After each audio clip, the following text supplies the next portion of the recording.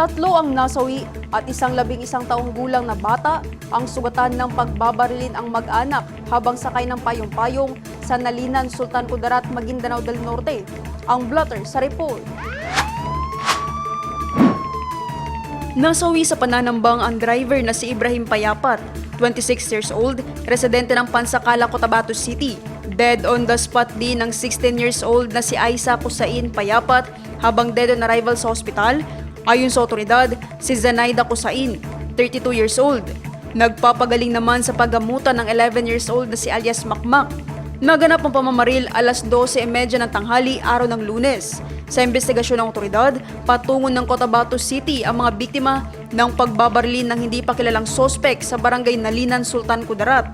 10 fired cartridge cases ang narecover sa crime scene.